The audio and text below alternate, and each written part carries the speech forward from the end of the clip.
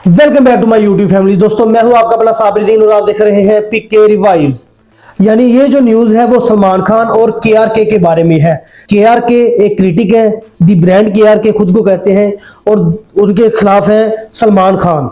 केआरके दोस्तों बहुत बढ़िया क्रिटिक है, इंडिया का बॉलीवुड का नंबर 1 क्रिटिक। अगर मैं मुझसे पूछा जाए कौन है तो मैं कहूंगा केआरके। मैं तारन दारिश का नाम नहीं लूंगा, मैं किसी फिल्म इंडियन का नाम नहीं लूंगा, मैं कहूंगा कि केआरके नंबर 1 क्रिटिक है बॉलीवुड का। अब दोस्तों बढ़ते हैं असल खबर की तरफ। असल खबर यह है कि केआरके ने इंडिया छोड़ दिया है और वो लंदन चला गया है। यानी अब वो लंदन में सेटल हो चुका है और बाकी जो जिंदगी है वो लंदन में ही गुजारेगा।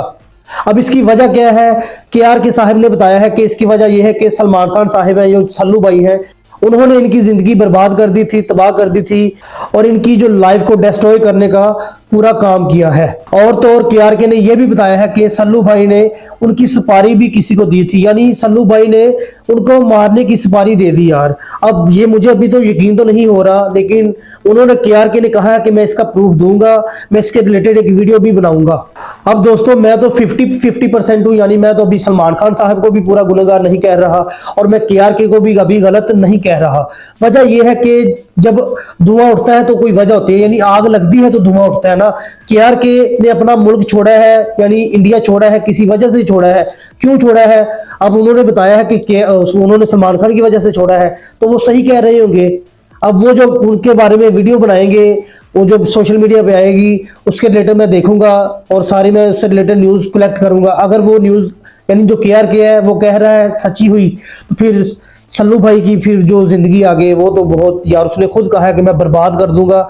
अब मैं फ्री हैंड हूँ, यानी मुझे अब किसी का डर नहीं है, अब मुझे कोई रोक कर दिखाए। यानी वो कह रहा था कि जब मैं इंडिया में था तब मैं इतना यानी किसी के बारे में इतना नहीं कहता था बुरा भला, लेकिन अब मैं आजाद हूं, अब मैं किसी के बारे में कुछ भी कह सकता हूं, अब मुझे कोई रोक कर दिखाए।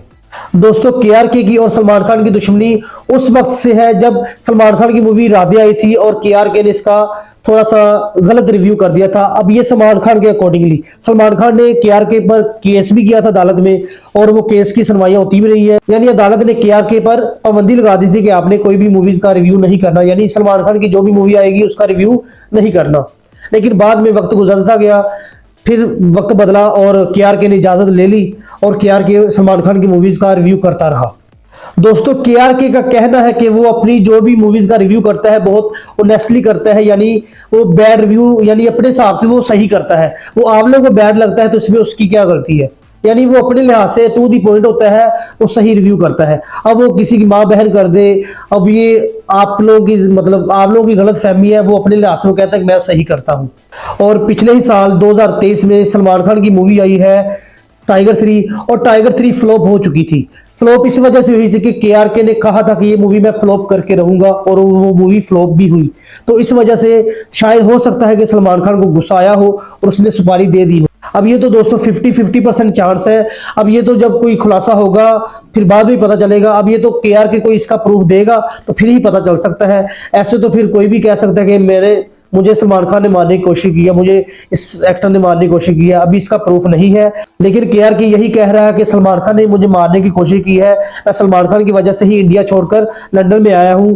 अब मैं सलमान खान के साथ पूरी दुश्मनी निभाऊंगा, अब इसकी आगे कोई भी मूवी चलने नहीं दूंगा। तो दोस्तों आप भी कमेंट करके मुझे बताएं केआरके सही है या सलमान खान सही है। अगर केआरके सही है तो आप लिखें भी केआरके सही है, अगर सलमान खान सही है तो आप लिखें सलमान खान सही है। आप फैन बनकर नहीं, आप एक हिंदुस्तान के नागरिक बनकर खुद आप फैसला करें कि क्या सलमान खान को ऐसा करना चाहिए था, या फिर अगर केआरके झूठ बोल रहा है तो फिर केआरके को ऐसा नहीं करना चाहिए था। ये सारा आप खुद भी सोचें और मुझे कमेंट करके बताएं।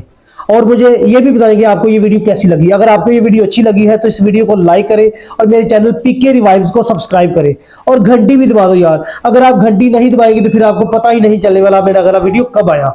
तो बात को समझ लो, मेरे चैनल को सब्सक्राइब करो और घंटी को दबा दो। दोस्तों इसी के साथ मुझे दे दें इजाजत। मैं हूं आपका अपना साबिर और आप देख रहे हैं पीके रिवाइव्स।